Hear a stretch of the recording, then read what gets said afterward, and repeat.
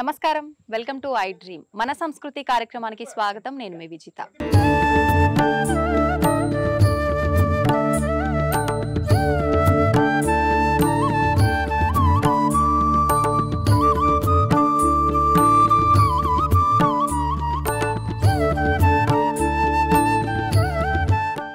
ఇక్కడ ఆలయంలో ఇంకో ప్రత్యేకత అంటే చాలా ప్రత్యేకతలు ఉన్నాయనుకోండి. ఇక్కడ ఎవరైనా వ్యాధిగ్రస్తులు కానీ లేకపోతే సమస్యలతో సతమతం అవుతున్న వాళ్ళు, అప్పులు ఎక్కువైన వాళ్ళు, ఉద్యోగాలు రాని వాళ్ళు ఇక్కడ అమ్మవారి సన్నిధిలో మేము నిద్ర చేయడానికి అవకాశం ఇస్తాం. ఇప్పుడు వాళ్ళందరూ పడుకున్నారు చూడండి. అవునండి. ఏ దేవాలయంలో ఇంత స్వతంత్రత ఉండదు. ఇక్కడ ఒక నిద్ర చేసి అమ్మ దర్శనం చేసుకొని పోతే వాళ్ళు విముక్తి పొందుతారు. చాలా మంది నిజంగా చాలా మంచి సౌకర్యం. ఇప్పుడు చాలా ఆలయాల్లో మనం చూస్తున్నాం, కొంచెం ఆలయంలో భక్తుల రద్దీ పెరిగిందనగానే గుళ్ళో కాసేపు కూర్చోవాలి అన్న ఆలోచన ప్రతి ఒక్కరిలో ఉంటుంది. అలా కూర్చొనివ్వకుండా కూడా తరిమేసే పరిస్థితులు ఉన్నాయి. ఇక్కడ దేవాలయంలో వాళ్ళు నిద్ర చేస్తే కూర్చుంటే ఆనందంగా ధ్యానం చేస్తే ఆ రిజల్ట్ ఎందుకు వస్తుందంటే ఇక్కడ 10 అఖండ జ్యోతులు 24 గంటలు వెలుగుతూ ఉంటాయి. 2013లో ఒక పెద్ద తుఫాన్ వచ్చింది. భీకరమైన గాలులు, అప్పుడు ఈ గోడలు ఇదంతా లేదు, ఒక గర్భాలయం, అది కూడా గుడిసే. గాలి తీవ్రత ఎక్కువ ఉంది, జ్యోతులు ఆరిపోతాయేమని మా లోపల భయం. కష్టపడి వెలిగించా. అసలు ఎంత అంటే ప్రాణం అరచేతిలో పట్టుకొని ఉన్నంత పని అయింది. కానీ అంత భీకరమైన గాలులు ఉన్నాం కూడా జ్యోతులు ఆరలేదు.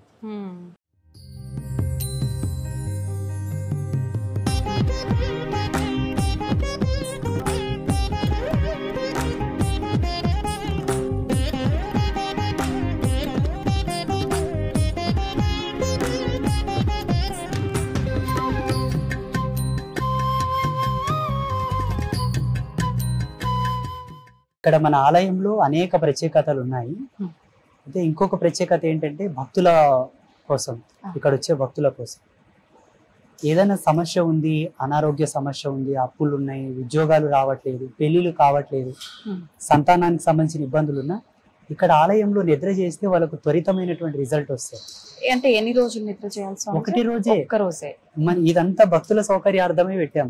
అవునా? వాళ్ళకి ఏ రిస్ట్రిక్షన్స్ ఉండవు. చక్కగా భోజనాలు పెడతారు, భోజనం చేసుకొని వచ్చి కొన్ని నిద్ర చేసి మరుసటి రోజు స్నానం చేసుకొని అమ్మ దర్శనం చేసుకొని వెళ్ళవచ్చు. నిజంగా మనకు ప్రస్తుత రోజుల్లో ఆలయంలో కాసేపు దర్శనం అయిన తర్వాత కూర్చుందాం అంటేనే అంత సౌకర్యం లేని ఆలయాలు ఉన్నాయి. కానీ మనకు నిద్ర చేసుకోవడానికి కూడా అవకాశం ఉందంటే నిజంగా ఆ సమస్యలన్నీ కూడా మేము మా నిత్య జీవితంలో ఫేస్ చేసాం. ప్రసిద్ధ దేవాలయాలకు వెళ్ళి మేము ఇబ్బందులు పడ్డాం కాబట్టి ఇక్కడ మన దేవాలయంలో భక్తులకు ఆ ఇబ్బందులు కాకూడదు అని నా కాన్సెప్ట్. ఇంకోటి ఏంటంటే చాలా వరకు క్షేత్ర మహిమ ఎలాగో ఉన్నది గొప్పగా, ఇక్కడ ఉండే వాళ్లకు ఒక 5 నిమిషాలు ధ్యానం చేసుకొని ఇక్కడ ప్రశాంతంగా గడిపే వాళ్లకు ఇంత పుణ్యం ఎట్లా వస్తుందంటే ఇక్కడ 10 అఖండ జ్యోతులు 2011వ సంవత్సరం నుంచి నిరంతరాయంగా వెలుగుతూ ఉన్నాయి. 2011 నుంచి సూర్యకిరణాల చేత భూతద్దం చేత వెలిగించిన జ్యోతులు, అప్పటి జ్యోతులు ఇప్పటి వరకు ఆ జ్యోతులు వెలుగుతున్న ప్రజ్వరిత కాంతుల యొక్క జ్వాలాశక్తి, ఆ తరంగ శక్తి అనేది వీళ్ళని అట్లా పావనం చేస్తారు, తొందరగా రిజల్ట్ వస్తుంది. అంటే ఇప్పుడు అఖండ జ్యోతులు అంటే మామూలుగా అంటే మనం ఏదైనా ఇంట్లో వినాయక చవితి టైంలో, నవరాత్రుల టైంలో ఆ కొన్ని రోజులు కాల పరిమితి పెట్టుకొని మాత్రమే పెడుతూ ఉంటాం. కానీ ఆలయ ధర్మం ప్రకారం ఇలా ఉండాలా? అది ప్రతి ప్రసిద్ధ దేవాలయంలో అఖండ జ్యోతి ఉంటుంది. మన అంబాతరయ క్షేత్రంలో ఏంటంటే ఇక్కడ 10 మహావిద్యలు లైవ్ లో ఉన్నాయి, ఎప్పుడు వెలుగుతూ ఉన్నాయని, సాక్ష్యంగా ఉన్నాయని చెప్పడానికి 10 అఖండ జ్యోతులు. ఒక్కొక్క జ్యోతిని ఒక మహావిద్య మంత్రంతో ఆవాహన చేస్తూ వెలిగించాం. ఇక్కడ 10 మహావిద్యలు లైవ్ లో ఉన్నాయి, వెలుగుతూ ఉన్నాయని చెప్పడానికి సాక్ష్యం. మన ఆలయ ధర్మం ప్రకారంగా జగదంబని ఆ మాట చెప్పింది కాబట్టి 18 శక్తి పీఠాలకు ప్రతిరూపకంగా 18 శూలాలు ఉన్న రుద్రశూలం. నిజంగా ఇది ఇంకా ఎక్కడైనా ఏ ఆలయాలైనా ఉందా గురుగారు? ఎక్కడ లేదు. నేను అదే ఫస్ట్ టైం చూసాను.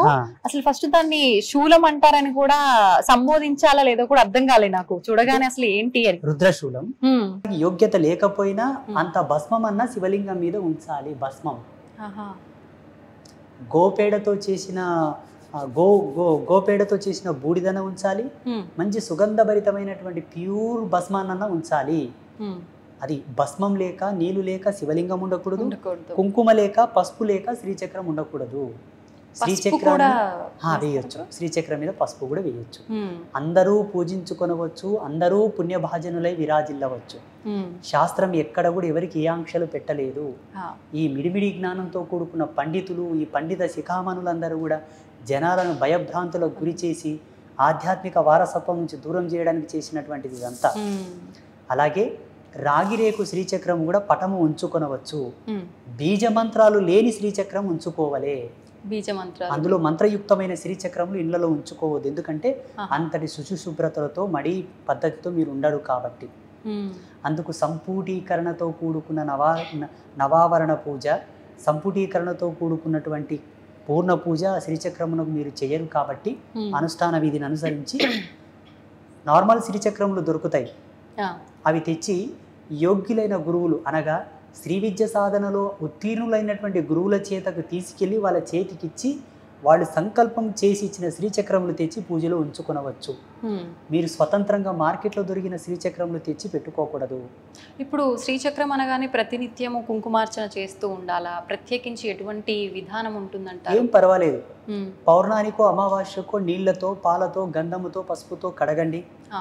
చక్కగా మీకు వచ్చిన అష్టోత్తరాలతో శ్రీ సూక్తంతో ఖడ్గనామావళితో లలితా సహస్రనామంతో కుంకుమార్చన చేసుకోండి. ఒక కాన్సెప్ట్ పెట్టుకోండి, అమ్మా నాకు ఉద్యోగరీత్యా వీలు పడదు, వ్యాపార రీత్యా వీలు పడదు, నెలలో 2 సార్లు నిన్ను పూజించుకోగలను, అర్చించుకోగలను. అమ్మా నేను గృహస్థురాలను అనగా నేను హౌస్ వైఫ్, నాకు ఏ బాధ్యత లేవు, నా భర్త సంపాదిస్తున్నాను, ఇంటి పాటనే ఉన్నాను కాబట్టి మంగళవారం శుక్రవారం నేను పూజించుకోగలను.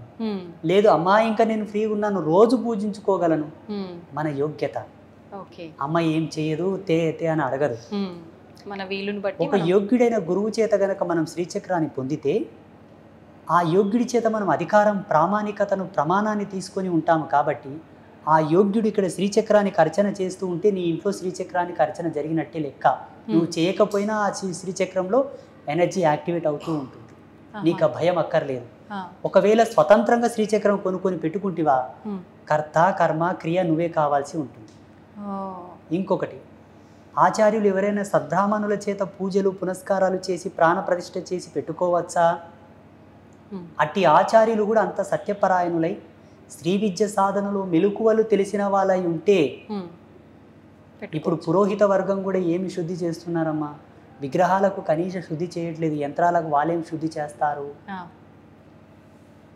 చూసుకోవాలి. నేను అబ్జర్వ్ చేస్తున్నాను, చాలా మంది గుళ్ళు గోపురాలు కట్టేటప్పుడు ఆలయ ప్రతిష్టలు చేసి వీడియో లైవ్లో పెడుతున్నారు కదా, ఎలా తంతులు చేస్తున్నారు అని చూస్తూ ఉంటాను. జనాలకా సబ్జెక్టు తెలియదాయే, వీళ్ళేదో చేస్తుంటారు, వీళ్ళకి అర్థం కాదు కదా. అందుకే ప్రతి ఒక్క పర్సన్ స్పిరిచువల్గా డెవలప్ కావాలి, నాలెడ్జ్ పరంగా. ఆగమ శాస్త్రాలు చదవండి, ఉపోద్ఘాతమైన గ్రంథాలు చదవండి, కొన్ని ధర్మశాస్త్రాలు చదవండి. మీకు అర్థమవుతుంది ఆచార్యులు కరెక్ట్ చేస్తున్నారా లేదా. అప్పుడు ప్రశ్నించవచ్చు, ఏమయ్యా ఏమేస్తున్నావు అక్కడ? ఒక చిన్న ట్రిక్ చెప్పనా, మీకు సమయం ఉంది కదా. దేవతా విగ్రహ ప్రతిష్ఠ చేసేటప్పుడు మీరు ఇంతకు ముందు ఒక వీడియోలో అడిగారు, వాస్తవంగా దేవుని తంతే కూడా ఏం చేయడం స్వామి, దేవిని కుదిపేసి తీసేస్తే కూడా ఏం చేయడం స్వామి అంటే, వాస్తవంగా నెగిటివ్ కాన్సెప్ట్తో గనక దేవిని తాకాలనిపోతే ఆటోమేటిక్గా విగ్రహమూర్తిలో కరెంట్ జనరేట్ అయ్యి షాక్ కొట్టేది. సద్భావనతో పరిమళత్వంతో ప్రేమతో భక్తితో వెళ్తే ఆ విగ్రహంలో ఎనర్జీస్ డౌన్ అయిపోయి మనల్ని ఏం చేసేవి కావు. అలా టెక్నికల్గా స్థాపన చేసేవాళ్ళు దేవతా విగ్రహాలు. అంతటి పవర్ రావాలంటే దేవతా విగ్రహం కింద ప్యూర్ నవరత్నాలు, ప్యూర్ సప్తధాతువులు, పరిపూర్ణమైన హస్తముల చేత లిఖింపబడినటువంటి యంత్రరాజ్యము, ఒక్కొక్క యంత్రమునకు 1,000,000 జపాలు ధారబోయాలి, పవిత్రమైన వనస్పతులు, ఇలా నిక్షిప్తం చేయబడినదే దేవత ప్రతిష్ట. బయట విగ్రహాలు ఎట్లా స్థాపన చేస్తున్నారు ఆచార్యులు? 1,00,00,000 రూపాయలు పెట్టి గుడి కడతారు, ప్లాస్టిక్ నవరత్నాలు తెచ్చేస్తారు. అక్కడ ప్లాస్టిక్ పంచలోహాలు వేయకుండా ఏం చేస్తారంటే స్టెయిన్లెస్ స్టీల్ కాయిన్స్ పోస్తారు, కుంభాలు కుంభాలు గుమరిస్తారు. సత్య సనాతన ధర్మం చెప్పింది ఏంటంటే పూజలో ప్లాస్టిక్ వాడకూడదు, రబ్బర్ వాడకూడదు, స్టెయిన్లెస్ స్టీల్ సామాన్లు వాడకూడదు, ఐరన్ మెటల్ వాడకూడదు, ఇక్కడ రాతి వెండి పాత్రలు కూడా వాడకూడదు. దేవతల యొక్క పాత పద్మముల చెంత దేవత మందిరం నందు దేవత యొక్క స్థానంలో దేవత యొక్క ఆభూషణంలో 3 లోహాలు చెప్పారు, బంగారు వెండి రాగి.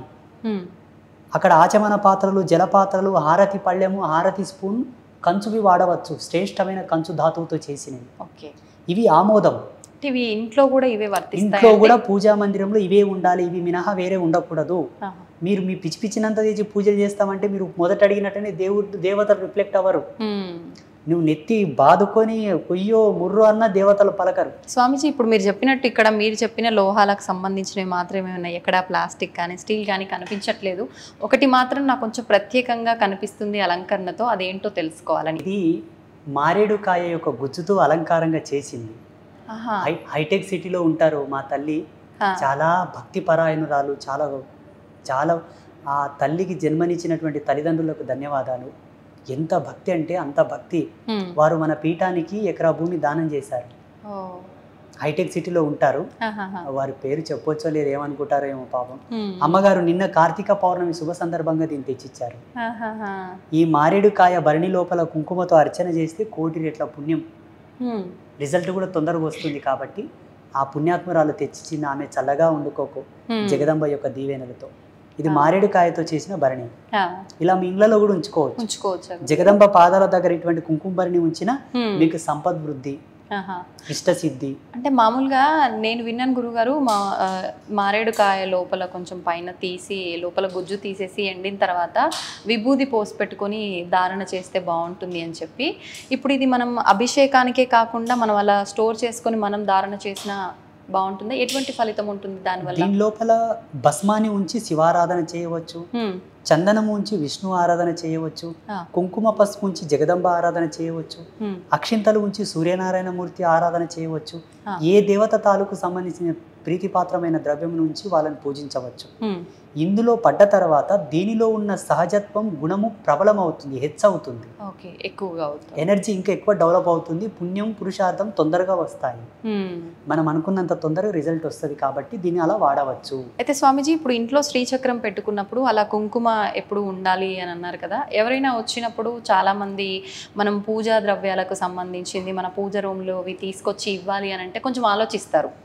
అంటే ఎక్కడ మా పుణ్యం వాళ్ళకి వెళ్ళిపోతుంది అనుకుంటారో ఏంటో తెలియదు. కానీ అలా అంటే అమ్మవారి దగ్గర నుంచి తీసుకొచ్చిన కుంకుమ వాళ్ళకి మనం ధారణ చేయొచ్చు. శాస్త్రంలో కొన్ని నియమాలు చెప్పారు. అష్టమి, అమావాస్య, సూర్యగ్రహణ, చంద్రగ్రహణ సమయమునందు పూజా మందిరం నుంచి ఏవి కూడా తీసి వేరే వాళ్ళకి ఇవ్వకూడదు. మిగతా సమయంలో ఏమీ కాదు. ఓకే, లేనిపోయిన ఆంక్షలు పెట్టుకోకండి. నీ ఇంటికి ఒక ఎత్తి వచ్చిందంటే శివస్వరూపం, ఆయనలో చెడ్డ ఉద్దేశం ఉండుగాక. నీవు ధర్మంతో నీ పతి నీ ఇంట్లోనే ఉంటుంది, అనుమానం వలదు, శంకించవలదు. నీ ఇంటికి ఒక ముత్తైదు వచ్చిందంటే సాక్షాత్తు జగదంబయ్యే. మళ్ళీ లేనిపోయిన ఆంక్షలు ఏంటి? అవన్నీ లేనిపోయిన అనుమానాలు అంటుంది.